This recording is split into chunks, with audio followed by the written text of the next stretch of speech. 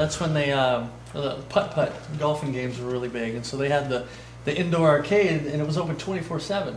And so I would actually go. Me and my best friend, we would go for an overnighter. Just our parents would just drop us off, and we were like 13, 14 years old, and we're staying the night at putt-putt playing video games because it was arcade games everywhere. Back then, a quarter, I mean, you could play for like 20 minutes. That's what I'm saying. Yeah.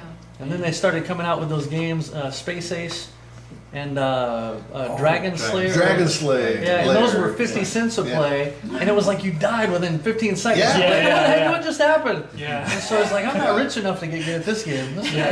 Yeah, Mortal Kombat was like that too. Yeah. You could never get good because you die too quick. Yeah, and see, I was at the age where That's when an Mortal evil game Kombat now. came out and all those started to come out, that's kind of when I was at the age where I was like, I don't like that. That's awful. I like this, I like Ring King and I like Karate Champ. We just have the 2 joysticks, and man, I still know those moves. If you give me an arcade Karate Champ, I could beat you. I still know the stuff. But I always loved the creative games and the sports games. And then when they came out with those killer shoot 'em, tear out their spine, and I was like, I don't like that. Yeah. And so eventually, like in '95 with home games, I had a Sega '95, Madden '95. So that was like the last.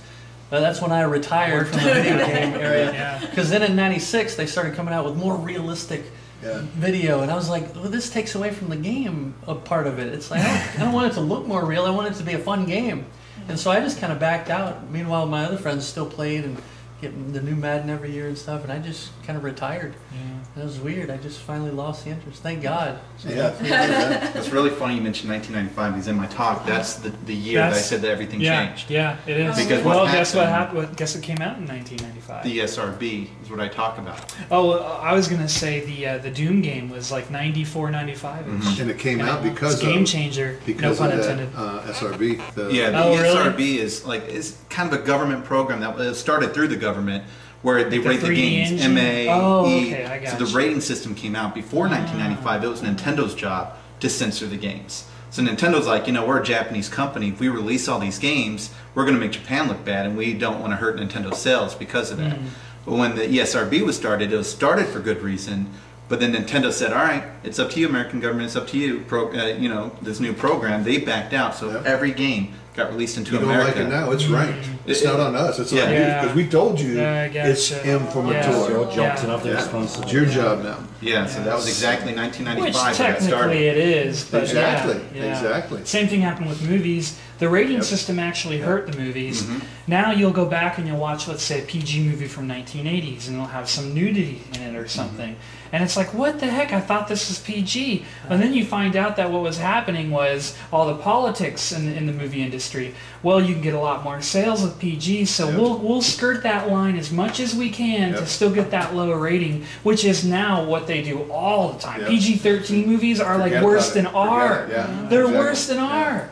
In fact, I don't even understand anymore what distinguishes an R movie from a PG-13 movie. I'm like, I see R movies that are better. It's a word. It's like whatever word it is. This one's acceptable. This one's not.